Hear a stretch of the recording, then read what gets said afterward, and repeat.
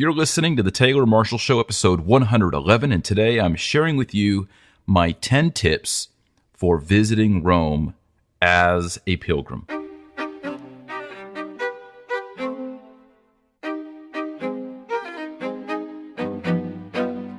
Howdy, and thank you for tuning back into the Taylor Marshall Show. This is the podcast for everyone who wants to create daily habits and learn enough theology to take their faith to the next level. And today's format is a bit briefer. I'm not doing the Latin word of the week or the tip of the week. I'm just giving 10 tips for visiting Rome as a Catholic pilgrim. Well, good morning, good afternoon, and good evening wherever you are in the world. I am literally packing up to leave my home here in Texas and to travel to the eternal city, Roma.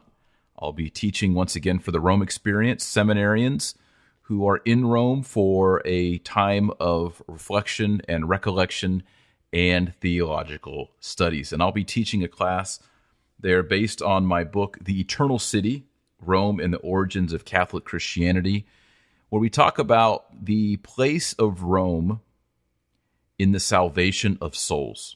Rome as a theological concept, not just as a city, but as a means of human salvation. We go into the Old Testament, look at Daniel, we look at 1st and 2nd Maccabees, we look at the Gospels, and we look at how God used this pagan city given over to idolatry and transformed it into the capital of the Catholic Church. It's an example of how God can take our lives with its idols, with your sinfulness, with your brokenness, and transform it into something glorious and into something eternal. So since I'm getting ready here, I didn't have time to prepare a full show, so today's show will be a little bit briefer. And my goal in the next 3 to 4 weeks while I'm in Rome is to do some short podcasts of things that I'm learning, things that I'm seeing, maybe an interview with someone interesting, who knows. And if all of a sudden the podcasts come on a month later and there aren't any, that means I didn't get to it. I apologize, but I hope I'll be able to do something.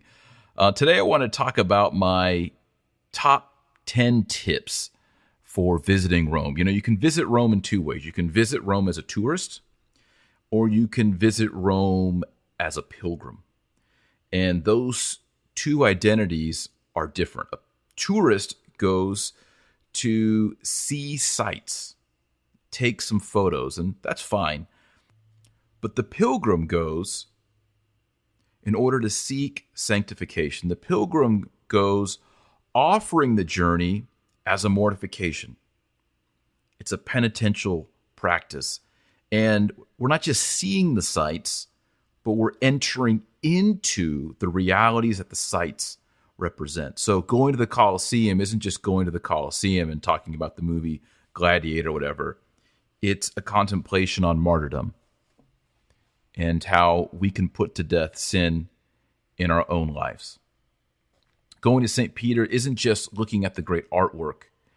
It's being in communion with St. Peter, with the Vicar of Christ, and meditating on the mystery of the universality of the church. How there are churches as far off as Korea and Zimbabwe and Brazil and Texas that are in communion through the sacrifice of the Mass, through apostolic succession with the Bishop of Rome. So here are 10 tips for visiting Rome. I'll admit I did blend in some touristy features. For example, Gelato, the great ice cream there in Rome. So this list is a blend.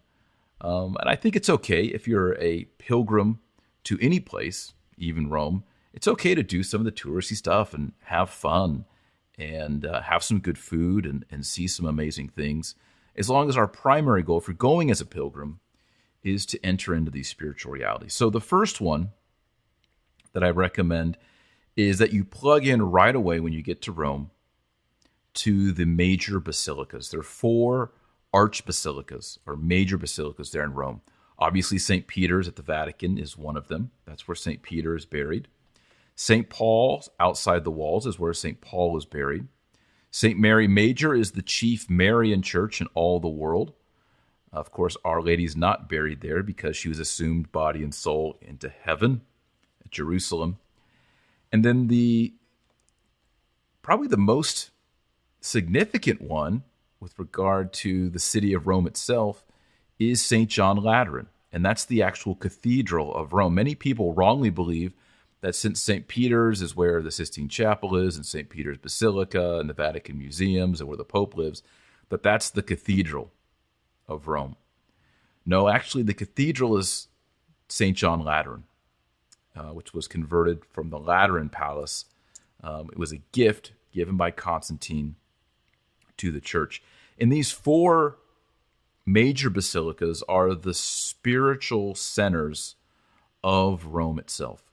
We have devotion to St. Peter, upon which Christ built the church. We have all the beautiful art, the architecture. St. Peter itself is magnificent. The piazza, also known as the square, even though it's not square, it's a circle, is glorious. I'm looking at a picture right now, and I just can't wait to get there.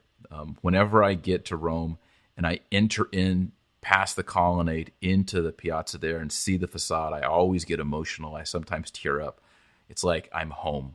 I feel like I've just crossed the threshold from earth and I've entered into heaven. St. Paul's is important because, St. Paul wrote about half the New Testament. The doctrine that we believe, the doctrine that we confess, mostly comes from Paul. What we know about the sacraments, what we know about Christology and our theology, we get from Paul. And so when we go to St. Paul's Basilica, we enter into communion with Paul. St. Mary Major is a beautiful church. Below the altar is the creche, the crib of Jesus Christ. And it's important that we go down beneath the altar and we kneel down there and we ask the Lord, what is my vocation? Am I to hold the Christ child in my hands as a priest? Am I to serve Christ in the poor and the less fortunate as a religious?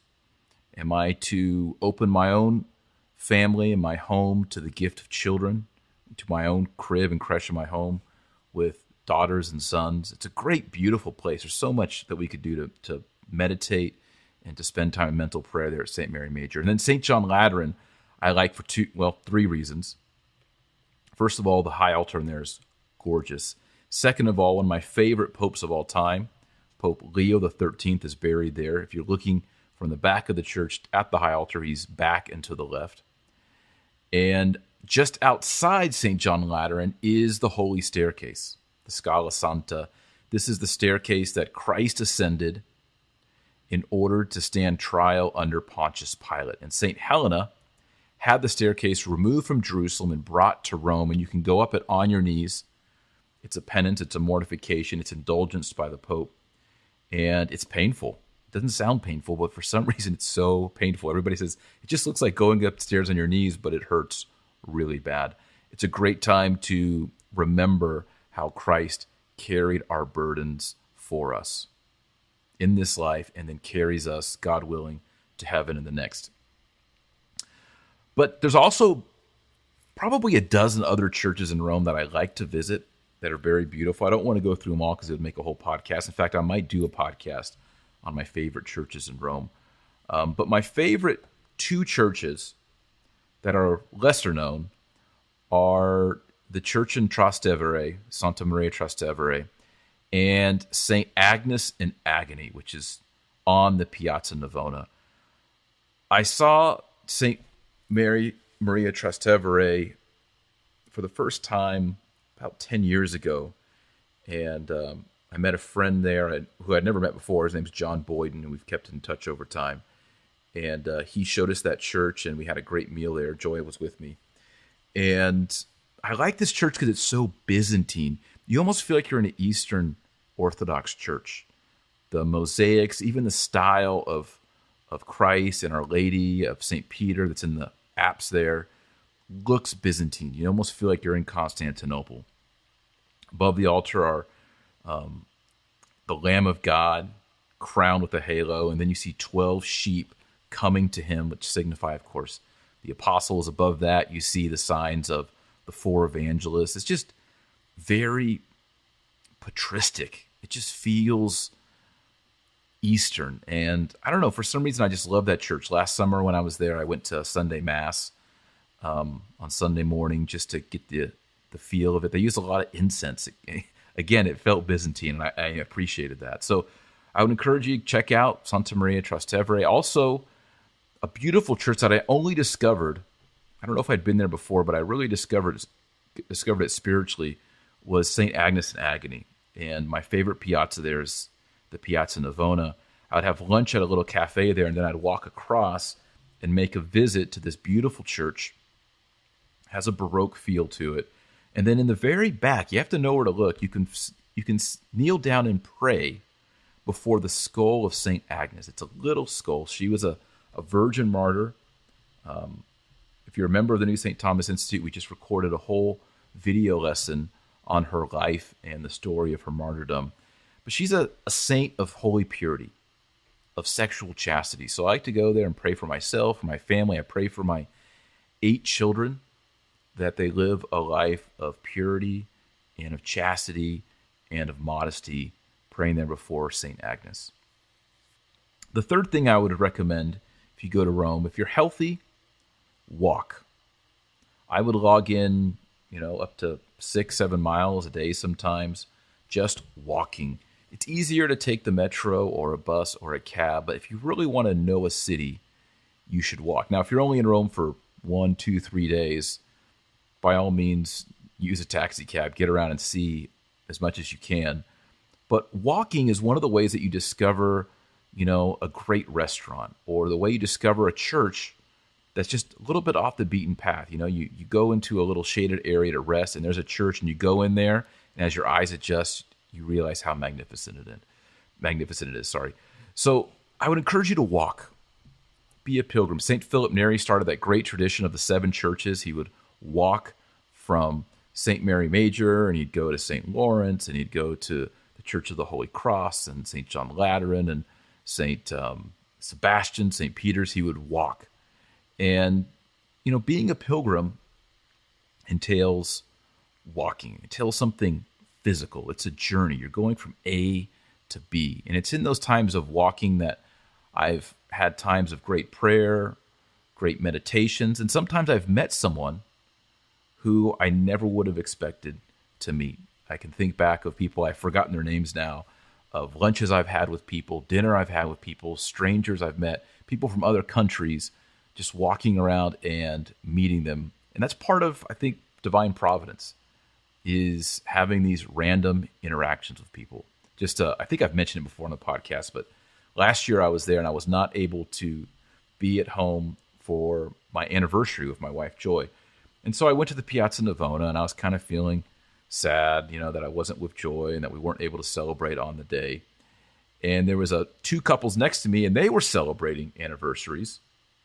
And they noticed I spoke English, and we started talking, and they were from Britain, and they ended up buying me champagne. And we spent the evening just talking and getting to know each other. And it was just a great way to celebrate my anniversary in an unusual way. And I thank God for that. And that wouldn't have happened if I had been rushing around in taxi cabs. It takes that slow, steady pace, literally a pace, of walking around. Number 4, I just recommended walking, but now I'm going to recommend that you do a bus tour. Those double-decker buses that are kind of cheesy, and they're a little bit expensive. I would encourage you, if you get to Rome the very first day, get on one of those bus tours.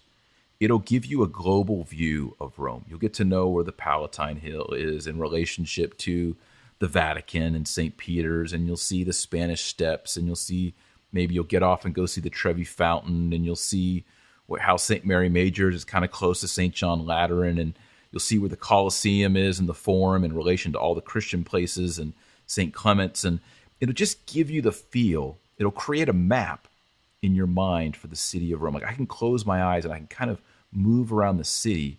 And I think taking bus tours helped me digest all those sites and put them into relationship with one another. So especially if you don't have much time in Rome, take a bus tour.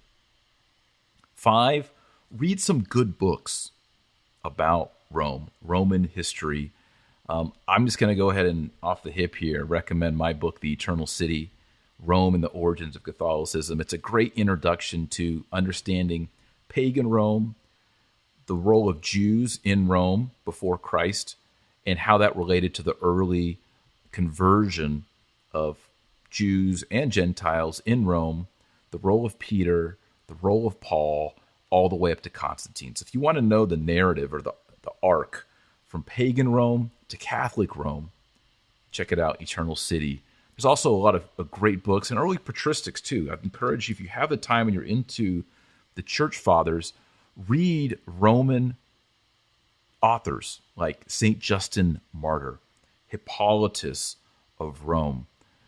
That way you get a feel of the theology that was in those first, second, third, even in the 4th century. You can read some of these great saints all the way up to like St. Leo the Great. He's a little bit later, but again, gets you in touch with the great theology of Rome. Number 6, eat your meals at scenic Italian spots. Most people say, but that's more expensive. And I say, you know what? It's worth it. If it costs an extra €5 to eat near the Pantheon, spend the extra €5 and eat at the Pantheon. Just sitting there at a cafe and having a caprese salad or a cappuccino and looking at the Pantheon or wherever it is, St. Peter's or the Piazza Navona, whatever, sitting there and looking at the priests coming in and out, the seminarians, you'll see religious sisters, you'll see tour groups from as far away as Poland or from places in Asia. You also meet a lot of neat people. You'll see musicians and street performers. It's just a really wonderful way to do something sacramental, which is eating, and to do it in a beautiful place. So eat Italian scenic spots. 7, pasta is great. Pizza is great. But I try to eat low carb, as you know. I've talked about it on the podcast before. And I just fell in love with veal when I was in Rome. Love the veal dishes. Also the cured pork. The prosciutto, all that stuff is so good. Some of the places you'll go into, and it took me a while to figure this out, but there'll be this giant lump on the side of the restaurant, and there's a sheet over it, some cloth. Beneath that cloth is a giant leg of dried pork. Hasn't been cooked, it's just cured. And if you ask to order it, they go over there, they pull the fabric off of it, and they slice off pieces and bring it right to their table. Amazing. The cheese is great. The vegetable is good. So be experimental. Also, if you can get some of these oils, olive oils or truffle oils on the pasta, really amazing. And of course, what I always try to do is learn basic Italian vocabulary and ask the waiters, most of them nowadays know English, but ask them, what is the best thing here? And just trust them. Like put your meal into their hands and say, what would you eat? Sometimes I even say this in America if I'm at a restaurant. If this was your last night on earth, what would you order from this menu? Or what would you order off the menu? Sometimes they'll find something that's not on the menu that's really, really tasty. So get some good food. Eat it at the Italian scenic spots. Ask around with locals where are good places to eat. And when you find good places, ask the waiters, ask the owners, what should you eat? Related to food, number 8, and here we're getting into the tourist stuff, gelato. Gelato is the Italian ice cream. For some reason, even in America, when you go to good Italian gelato places, it doesn't taste the same. Perhaps it's just the emotional experience of being in Rome. But last summer, before this, I always gravitated towards the fruit gelato or the mint chocolate chip gelato or pistachio gelato. But last summer, I discovered all of these nut gelatos. Now, I'm allergic to peanuts, but I can eat all of their nuts. And one of my favorite one was one called Baccio. And it's hazelnut, and it tastes kind of like Nutella. It's kind of a chocolate hazelnut flavor. I loved that. There's also a chestnut flavor called Castagna, and also Mandorla, which is almond, and of course pistachio. And what I like to do is you get these nut flavors, and you can mix them with some dark berries or some dark chocolate. You usually can get like one or two. And they don't serve you a lot. It's not like in America where you get like a giant Dairy Queen sundae. They give you just enough to taste. And it's a great thing to do in the evenings. I don't like, I found gelato in the afternoons when it's hot, like it's in the low 90s. Ice cream just makes me thirsty. It doesn't really quench my thirst or cool me down. I like to have the gelato in the evening after dinner, maybe walking home back to the Vatican to sleep. So I would encourage you, if you get to Rome, try out these nut gelatos. It's not something that we have much in America, but in Rome, they do it great. And then number 9, I mentioned this in the opening, pray at the holy sites. When you go into like the Sistine Chapel, the tendency is to pull out your phone, your iPhone, and just start taking a video or a photo. And of course, the Italian guys there are going to yell at you if you do that. Instead, leave your phone in your pocket. Or if you're at St. Peter's, or if you're at a beautiful church like St. Agnes or St. Sebastian, the Holy Cross, leave them in your pocket. You can get a great photo by Googling images on the internet. Or you can buy a postcard, or you can buy a book. But instead, look at these amazing images and pray. When I go to the Pietà inside St. Peter's, it's in there to the right as you come in. Most people are holding up their phone. There's a big group of people all huddled over there, and they're taking pictures and taking selfies, and that's okay. I've taken a selfie there before. The most important thing you can do there is get on your knees. People will look at you like you're kind of weird, but that's what it's there for, right? It's there for our devotion. Get on your knees and pray to Our Lady. Pray the Angelus. Pray the Hail, Holy Queen. When you pass by the tomb of St. John Paul II, don't just take a bunch of pictures. Kneel down at the altar rail and commune and speak with St. John Paul II. When you go by the altar of St. Jude, maybe sit down there, pray, and read the Epistle of St. Jude. It'll take you about 1 or 2 minutes to read the Epistle of St. Jude. Be devotional. Be intentional. Take the times. There's so much art and there's so much beauty. You're going to want to just record it. Instead, record it in your soul. Does that make sense? If you're standing before the great judgment of Michelangelo in the Sistine Chapel, soak it in with your eyes and then pray to Jesus. He is going to be your judge. Jesus is personally going to judge you for every good and for every evil thing you did. And of course, we're going to beg his mercy, and we're going to have faith and trust in his clemency. But at that moment, beg the Lord for his mercy on the day of judgment. You will face him. So use that magnificent art there. That's why Michelangelo painted it. Not just for tourists, but so that pilgrims, so that holy people would look at it and consider their own death, consider their own judgment with Christ, and that they would take hope that they would be with the saints that are in the upper part of the painting and not with the damned that are in the lower part of the painting. And then last of all, number 10, this is something that applies to all of life, but I think it applies especially when you're in a place like Rome or Jerusalem, and that is live in the moment. Turn off things like Instagram, Facebook, Twitter, texting, photography. Those things, they're okay. You can do them, all right? Turn it off and go back to how things used to be back in the 90s or the 2000s when there weren't all these distractions and dings and buzzes. And look at the young couple, walking across the piazza together. Look at those young priests, those 25-year-old men who are there studying in Rome. They could be from Germany, they could be from Poland, they could be from England. Watch them come out of the churches and pray for their vocation as priests. I once, you can see little cats, stray cats that are in these magnificent ruins there in the Forum. Just look at the cat and thank God for his creation. Be in the moment. Of course, we should always live in the moment. I was reading some of the Desert Fathers of Egypt, and they were talking about, this is the Eastern Orthodox Church I was reading, and they're talking about how it's impossible to always pray with the mouth. It's impossible. You can't constantly pray. In fact, I think it was St. Anthony of Egypt said, well, what do you do when you're eating? Are you praying with your mouth? No. What about when you're sleeping? No. But instead, we're challenged to live in the moment and recognize that that moment is in the presence of God.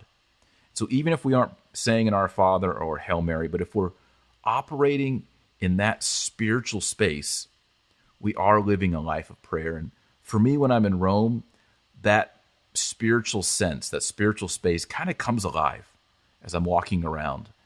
There's so much to see, and there's probably because there's so much beauty and so many saints that are praying for me that I can live in the moment and just pass my time in peace. So I think that's a good one for all of us, no matter if we're in Rome or Czechoslovakia, wherever we are. Live in the moment. And if you're a pilgrim especially, live in the moment. I think my goal this year is to live in the moment and then to train myself in that. I'll be there for about a month, and then to come home and continue that spiritual discipline. So there's 10 tips. I hope you enjoyed them. This podcast is a little bit shorter. For those of you that are coming with me to Rome and with Joy, myself, I look forward to seeing you. I'll be there for the next 3 weeks teaching, and then I have a spare weekend to relax, and then all the pilgrims from the New St. Thomas Institute will be coming to Rome, and I look forward to meeting you in person and to going through these 10 tips as we move through Rome and through Italy. If you want to join us on the pilgrimage, there are a few spots left, so just go to pilgrimages.com/Taylor Marshall. That's my name with 2 L's, Taylor Marshall, and you can sign up. And until next time, remember that our Lord Jesus Christ said that you are the light of the world and the salt of the earth. So go out there and be salty.